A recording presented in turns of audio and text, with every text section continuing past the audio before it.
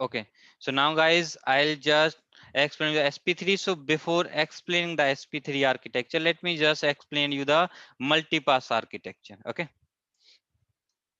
what is multipass architecture and what is SP3 architecture? Let me just tell you the meaning of SP3. SP3 stand for single pass software and parallel processing hardware. Okay, now let me just go with the multipass architecture.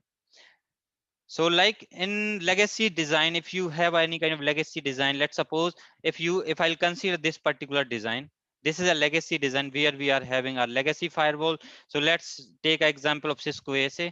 So I'm having here Cisco ASA firewall. This is a legacy firewall. Now on top of this firewall, if I need a IPS functionality, then I have a like Cisco IPS. If I need a like antivirus, DLP kind of stuff, in that case I have a like Cisco AMP solution. If I need a URL filtering, then in that case I have a like Cisco WSA solution. In proxy also, WSA also take care of your proxy part, right? So I am having these kind of different, these are the different devices altogether, guys, in Cisco terminology. So now let's suppose in initial time what happens, let's say you are having only single firewall. Let's say you are having only this firewall. So what, your packet is coming, it will process by the networking engine, then it will process the packet for your firewall policies, which is your ACLs, your net rules, on the basis of your port numbers, protocol numbers, right? And your traffic will be exit out. But what happens nowadays, because you have also implemented here Cisco IPS, in that case, or a URL filtering feature, feature which is device which is WS, in that case your now for double, if you want this URL filtering feature, in that case your traffic will go to through your WSA device, right? And again here networking happens, then HTTP, then URL filtering policy match happens, then HTTP decoding happens, then again it will check on the visa protocol based identification happens, right? So here you will see this engine they are repeating every time here, right? In case of IPS as well, if you are having IPS module also enabled, in that case your IPS also checks, IPS check happens one more time. Again, if you are using antivirus policy, in that case this particular checks again happens, and here also. So here you will see these particular modules are basically again and again repeating, these particular thing is repeating again and again, right? This is the some kind of multi-pass architecture, because in this particular architecture your firewall needs to forward your packets through these particular engines multiple times, and few of the engines it is repeating every time. So what happens, let's suppose if this particular engine is taking 1 second for processing the packet, this also taking 1 second, this is also taking 1 second, and this is also taking 1 second. In that case your entire firewall process the packet into about in 4 seconds. This is the just a hypothetical number, okay? And also maybe these are the like dedicated devices, or also on top of ASA you can run these particular UTM features, you can run all these particular UTM features. So the thing, if you are running the UTM feature, they will also needs to process this packet in this way only. So here basically your, due to this, because multi engines is repeating, so there is a some, we can say, delay in the processing, and they need some extra time in processing this packet. And also because whenever you will install these UTM modules on this particular single box, what happens, these UTM modules they will also use the same RAM and same CPU, right, from this device only, and also same memory. Means they are also using some kind of shared resources in environment, right? So let's suppose if one of the module is compromised due to any reason, okay, due to any reason, if one of your module has been compromised, in that case what happens, you will see there is some delay in the other process, because that process may consume your entire RAM and CPU, right? So these kind of problems also you will see in case of shared resource environment, guys, okay? But in case of Palo Alto, because Palo Alto have architecture like SP3, which is like single pass software and parallel processing hardware. So now let me just explain you what is that, guys. I'll go to into this one.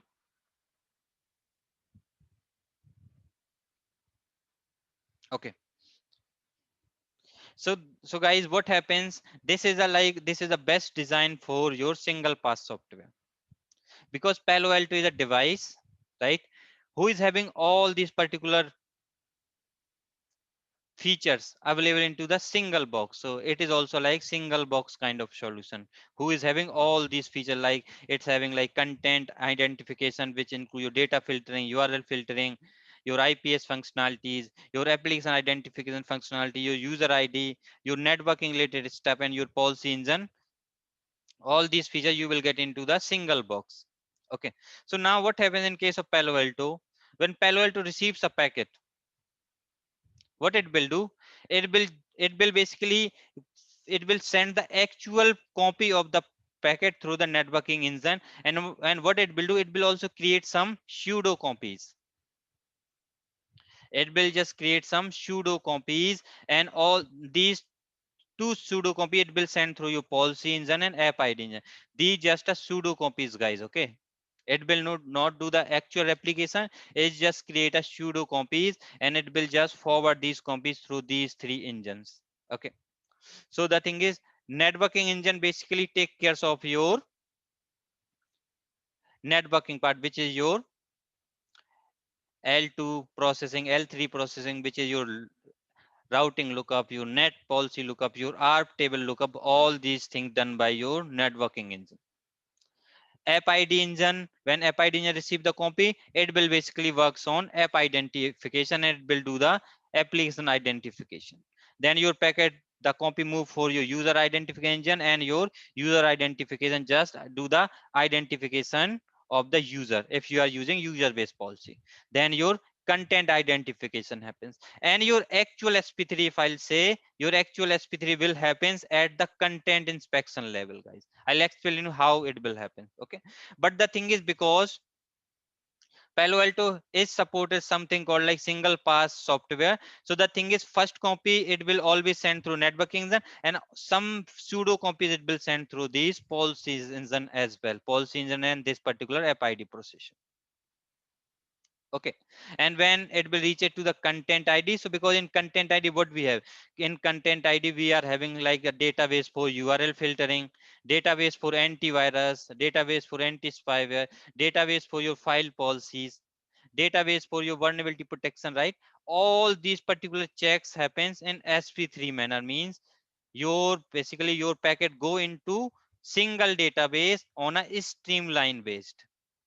It will just process the packet on a streamline base. It will not send that packet one by one through url database, then antivirus database. It will just send all these data into one go only, and it will complete the processing in single go, guys, in case of single pass software. So that's why basically that is also one of the benefit in case of Palo Alto, because Palo Alto receiving the traffic or receiving the packet into the firewall, so it will put into networking engine, process it.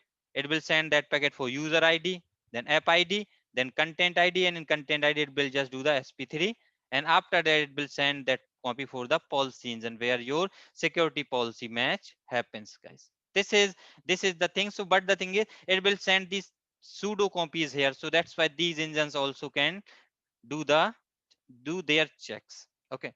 And now what is the benefit they will get, how they will able to operate in single pass way, because they are having a parallel processing hardware. In parallel processing hardware, what Palo Alto have done, they have divided their control plane and data plane into two parts, guys. Okay.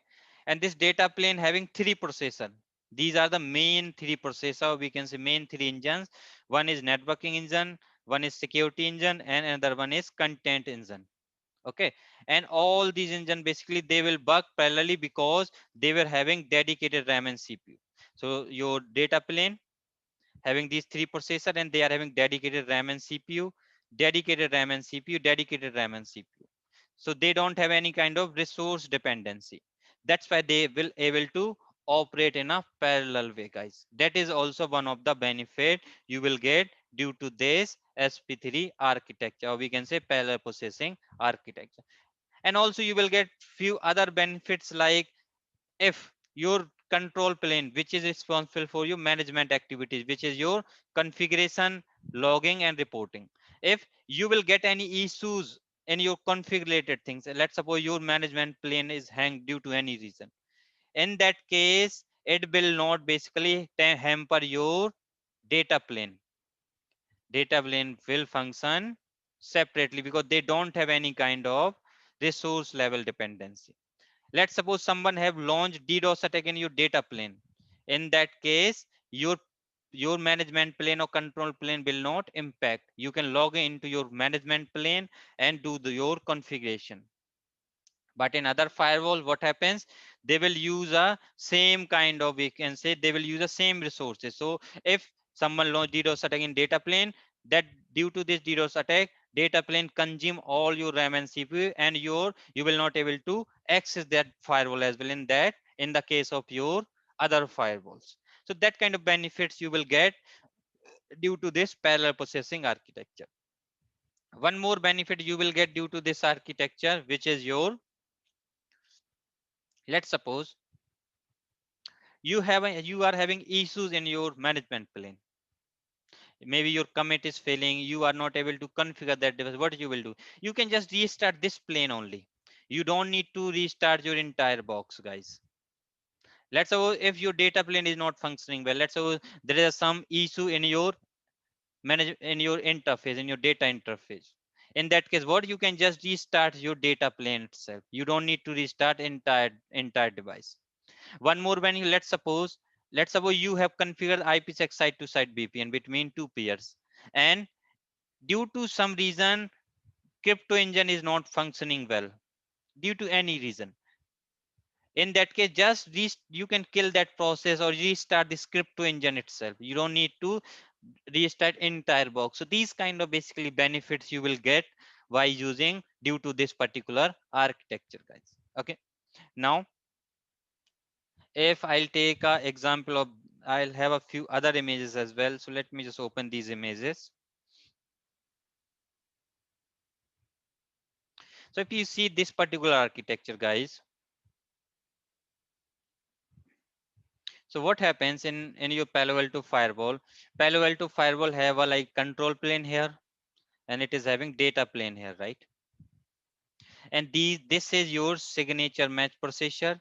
This is a multi-core security processor. So security processor is always a multi-core kind of processor, guys. And you are having networking processor here. That networking processor is responsible for your routing lookup, your ARP table lookup, your MAC lookup, your NAT, your quality of service. And all these things, they are having dedicated RAM and CPU. This particular security or multi-core security processor is responsible for your SSL VPN, IPsec VPN, decompression, and it is having dedicated CPUs and dedicated RAMs. Dedicated slots it is having here. And this is your signature match processor, which is responsible for your content identification, where your decoding happens, your URL filtering, database check happens. All these things happens as a signature match processor, and it is also having dedicated RAMs, guys. So these kind of benefit you will also get. See, you in control plane, it is also like multi-core. You are a multi-core CPU and RAM and hard drive as well, guys. Okay. So that is also one more diagram you can also explain in architecture level. Like this kind of architecture is available inside your Palo Alto firewall. Let me take another example of like PA 5000 series device. What kind of architecture they are having? So they are having this kind of architecture, guys, at the hardware level. So this is the signature match engine, or we can say signature match processor. This is your security processor, and this is your, we can say this is your networking processor. These are the things done by these processors. These vulnerabilities, virus, spyware, command and control, all these things done by your signature match processor. Sometime in big boxes you are having two processor, and these two processors are having dedicated RAM and CPU. Here you are having around three processor. They are responsible for your ssl ipsec and decompression. And also they of this particular processor also having some kind of chipset, guys, who is responsible for your ssl decryption and all. In that case, you can just purchase a box who is having these kind of chipsets, so they will increase your decryption, your encryption things. Okay, if you need a some high end encryption and decryption kind of things. And this is your control plane, guys, where you are having 4 core processor with 2 RAMs and 2 SSD. And this is your switch fabric who will take care of your networking part. Whenever it will receive a packet, it will handle by this switch fabric, guys. Okay, so if you want, you can explain this kind of architecture as well in. And all this comes under sp3, guy. This is like parallel processing architecture. This is the one processor, this is another processor, and we are having the third processor, which is this one. So networking processor, security processor, and we can say signature match processor. And these are the things which is take care by these processors. Okay,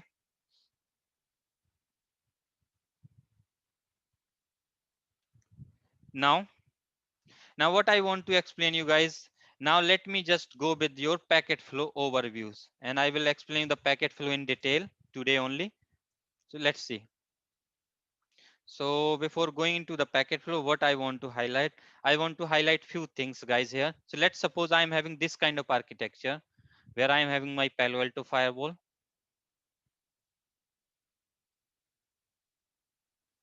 I will use same example. Here I am having one server having IP which is 200.1.1.100. This is my PC. This is Ethernet 1/1 interface. This is Ethernet 1/2 interface.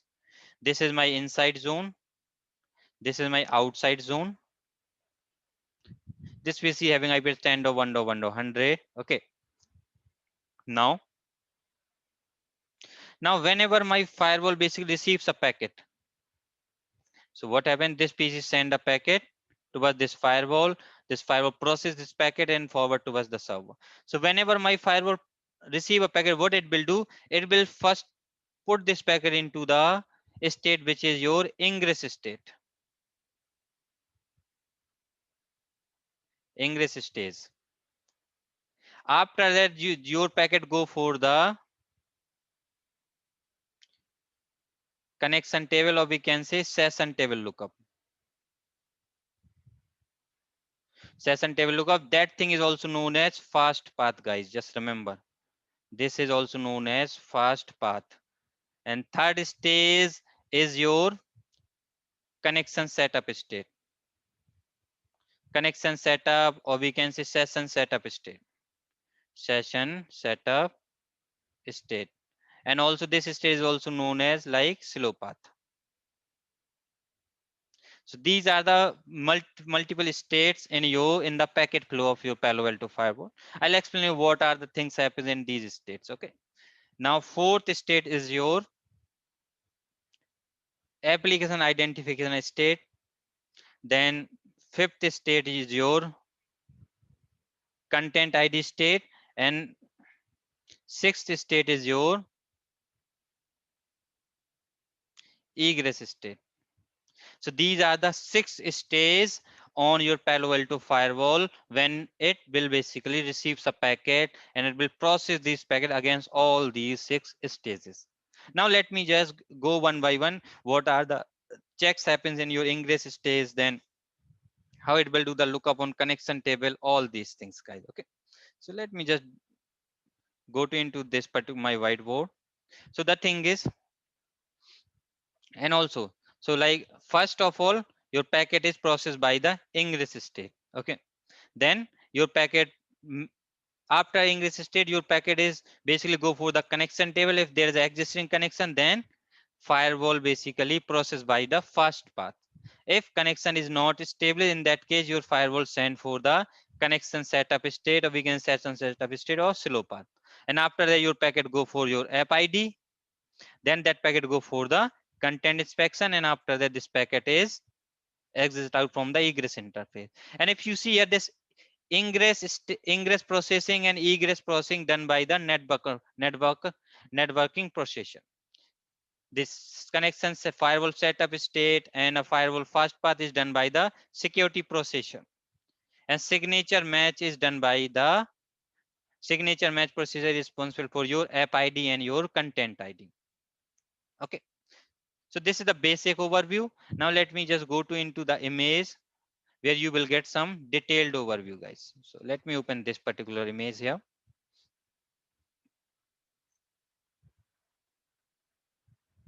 Okay. Now, whenever your firewall receives a packet, what it will do? It will put into ingress state, and in ingress state, what? It will first check the errors. Errors in the sense errors in headers. If I take example of layer 2 header, what? In layer 2 header, it will always basically check the checksum value. So just for checking the header. In TCP also we are having checksum field, right? So it will just try to check the errors in the header. If it is having any header errors, it will drop that packet right away. And if this packet is not having any errors, what it will do? It will send that packet. It will check that packet against the source, interface, and zone lookup. So let's suppose your packet, you have received your packet in Ethernet 1/1 interface. In that case, because this interface, let's say, bind with your inside zone. So by looking into this one, your basically if I get to know this packet he is receiving into this interface and this is the zone, it will get these two information. And it will also basically check that packet if it's this packet is related to BPN or not. If it's a like traffic related to BPN, which is like IPsec BPN or SSL BPN, in that case, it needs to first decrypt that packet, and after the decryption, it will get the actual IP header, and again it will put that actual IP header into the ingress process in case of BPN traffic. Now there's a few more check happen at the ingress level. Let's suppose you have received the fragmented packet. In that case, your firewall do the IP reassembly, guys. Let's suppose, and whenever this interface receives a packet, what it will also increase the interface counter by one. So these are the 5 things which mainly happens at the ingress state level, guys. Okay, and after that, your packet go for the firewall session setup state or a slow path in case of first packet. Let's suppose you have received the first packet. So your packet will go for the firewall session setup state or slow path, where first your forwarding interface or zone lookup happens, means it will do the lookup on routing table. If you are having policy based forwarding, which means it will do the lookup on PVF table. After it will do the lookup on routing table, because PVF table is having the high precedence. So routing lookup happens, then your net table lookup happens. Here it will only evaluate the net rule. It will just evaluate the net rule. Then your user identification happens. Then security policy lookup happens. Means your traffic check against the security policies. And here it will basically only do the lookup on security policy on the basis of layer 3 and layer 4 information.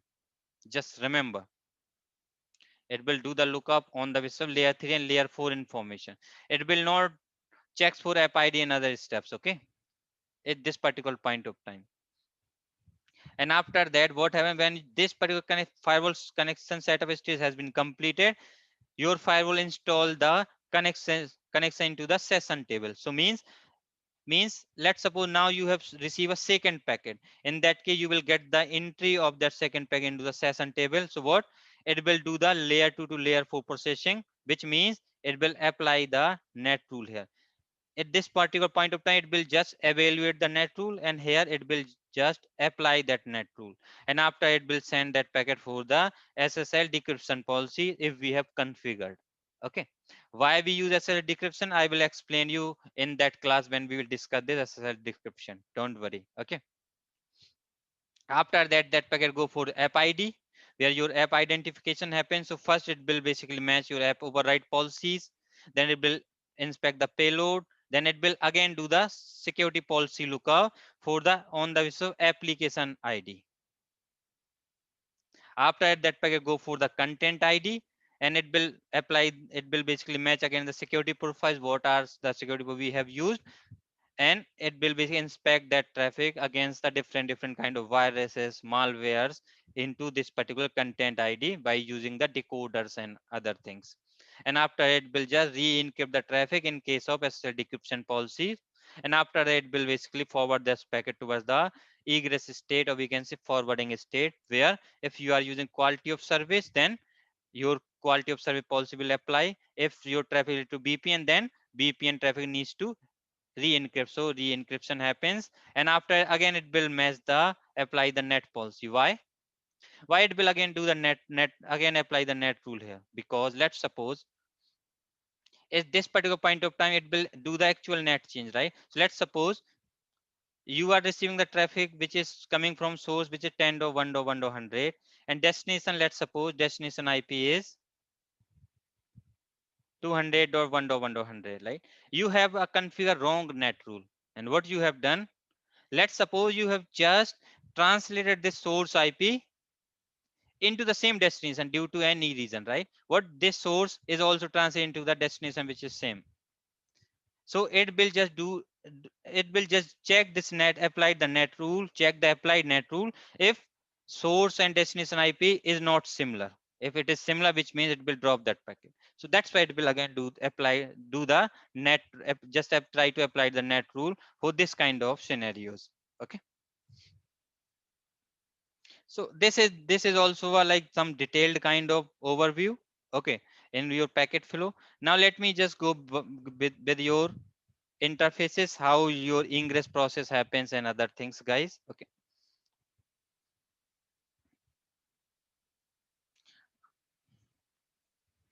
Actually, I have divided this thing in a parts. I can also use this particular full PDF image because it is also having a detailed overview. Okay, but I'll just use that one in a later. Okay, when I will complete explain all these things, because this is also like life of a packet and Palo Alto document. I'll share that document with everybody. Don't worry. So the thing is, now when your Palo Alto receives a packet, okay, receives a packet, what it will do, it will extract the layer 2, layer 3 and layer 4 information. Layer 2 info means it will extract the source MAC address and destination MAC address.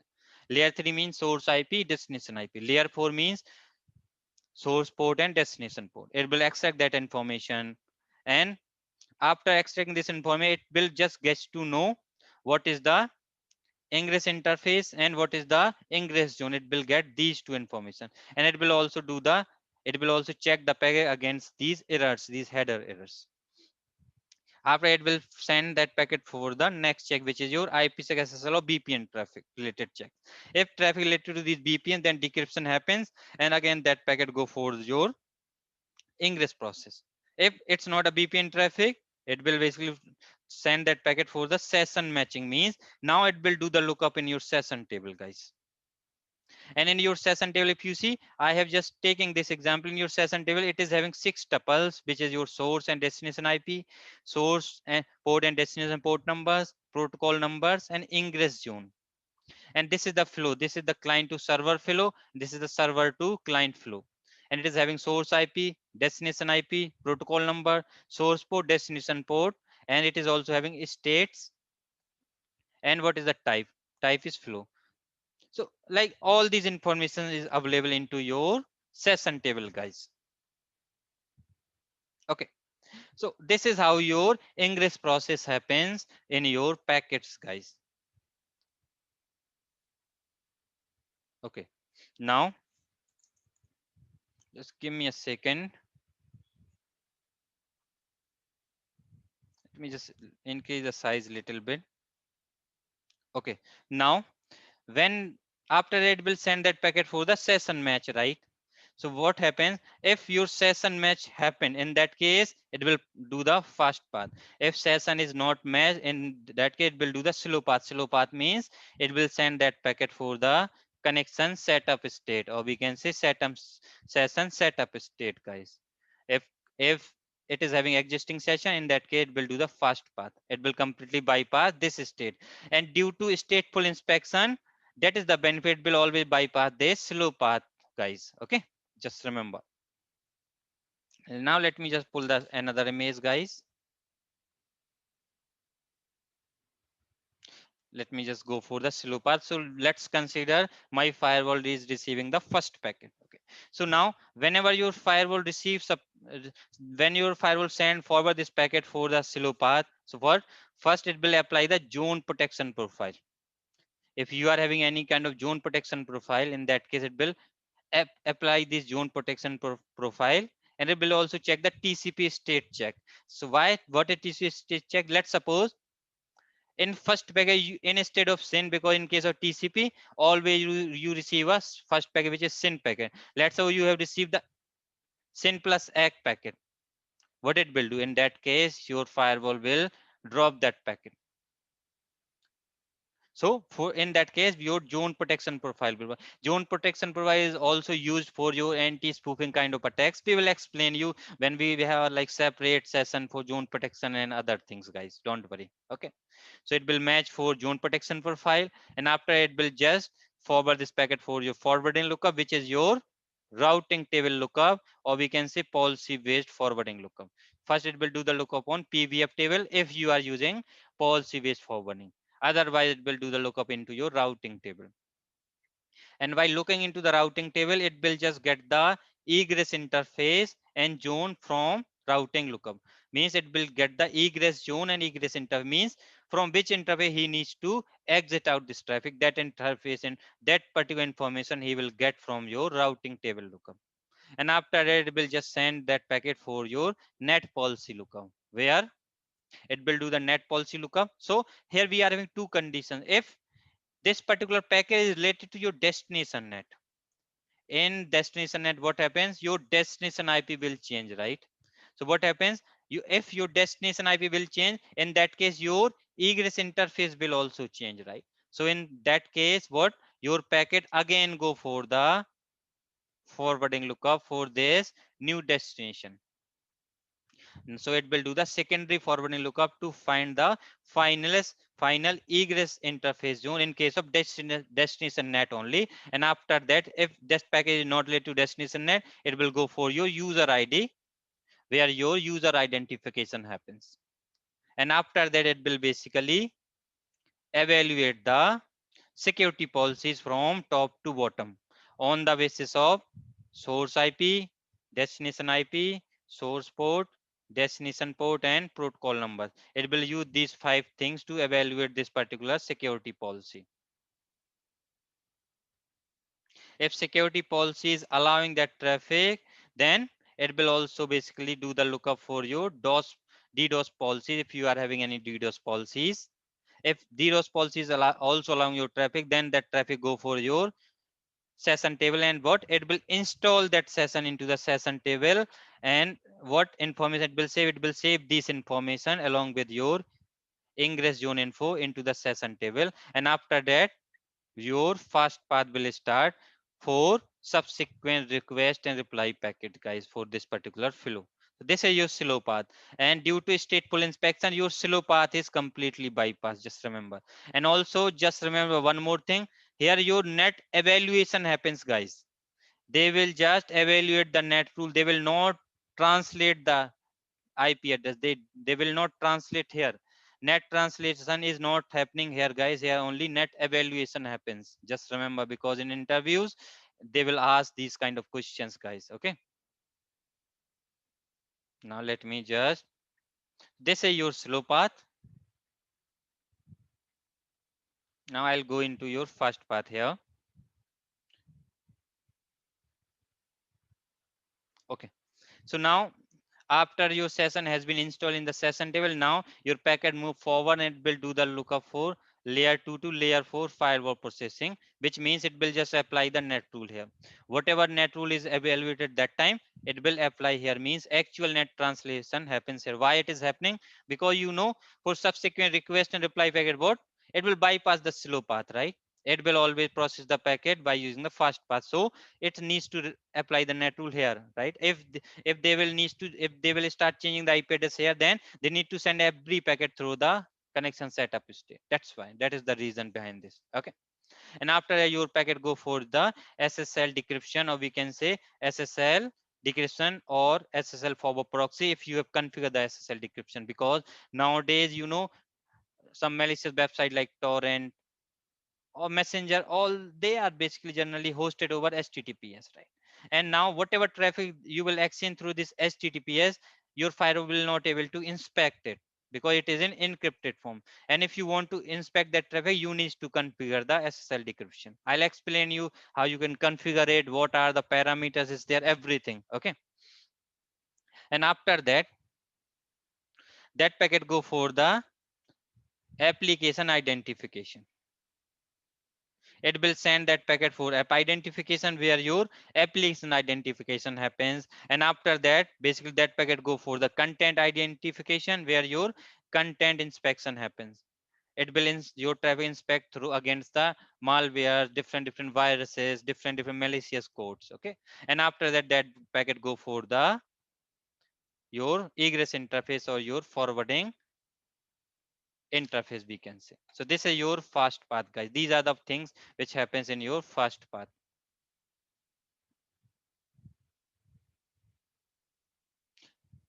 Now let me just explain you some what are the things which is happening at the forwarding or egress level. In egress level, what happens?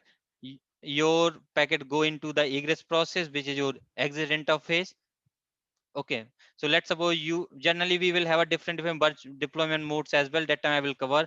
So it will basically now that packet sent for the routing things or a VPN things as well. If you are having VPN traffic, then that VPN traffic needs to encrypt it, right? It will apply the tunnel, QS, and other thing. It will apply the net rule. And here basically it will do the L3 lookup. It will do the lookup on routing.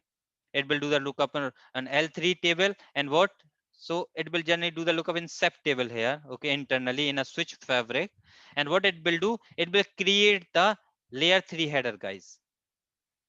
It will update the layer 3 headers, and after that VPN is applied, then they will encapsulate that packet inside the ESP header in case of VPN. And after that, what they will apply the net rule, and they will also match, check if source IP equals to destination IP. If yes, then they will discard it. Why? Due to because they also needs to apply the net, and after that, they will basically just forward that packet through the exit interface on the wires. This is how your egress forwarding interface works. So in forwarding interface, generally L3 lookup happens, then L2 lookup happens. If you are having QoS service, then quality of service will be basically applied here. And if VPN traffic is there, then VPN encryption happens at that egress level, guys. Just remember these four things. Okay. In app id, basically this is the functionality of app id. Don't worry, we will have a dedicated class on app id where I will tell you how your app identification happens, what are the different checks happens over there. Okay.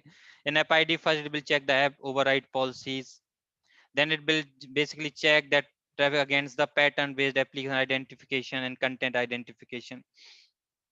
Then security policy with app id, if we are having deny rule for this app, then it will deny that packet. We are having allow rule, then it will basically now it will send that packet through your content id where it will apply the security profiles. It will set the QoS and what decryption applied, then it will again re-encrypt that type for SSL decryption, and after it will forward this packet for the egress interface. So this is the packet flow in your Palo Alto, guys. Now let me also explain you same thing, or let me just also I want to cover this thing, slow path versus fast path. First let me just go with that. Let's wait here, it's opening.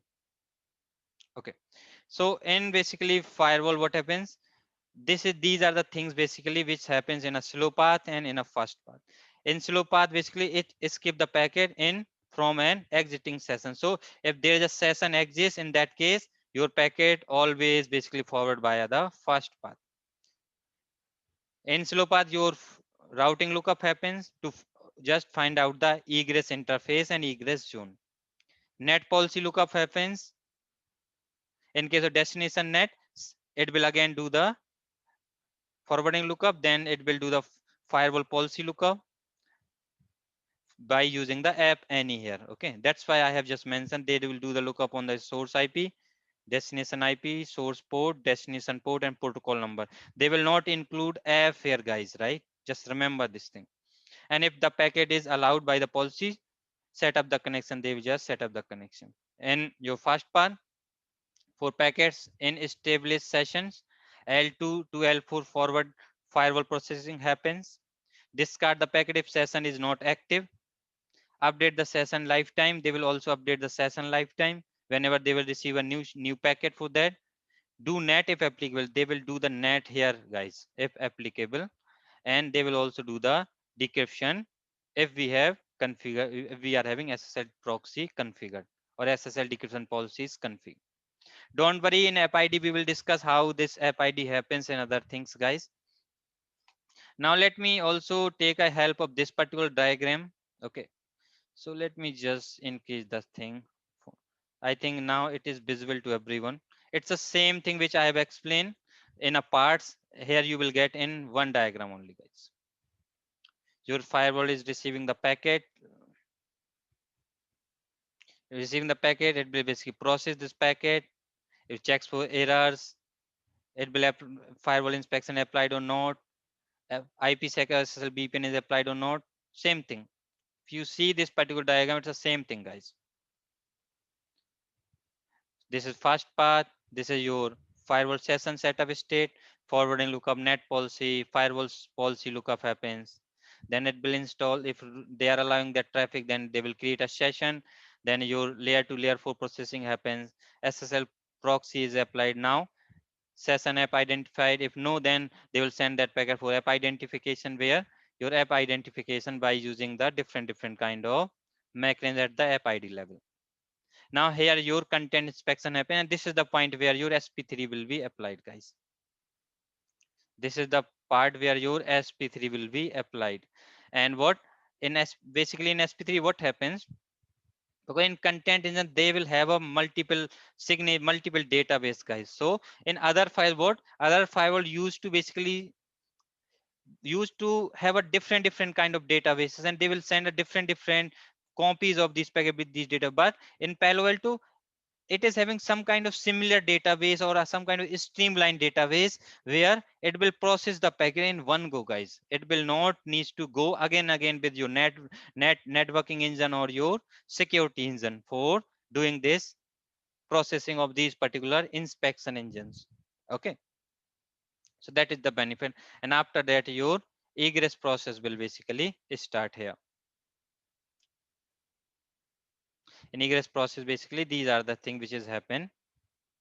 So this particular also you can also refer that diagram. That is like all about the packet flow of your Palo Alto, guys. Okay, now we have around 10 minutes of also time, so let me just explain you the initial access.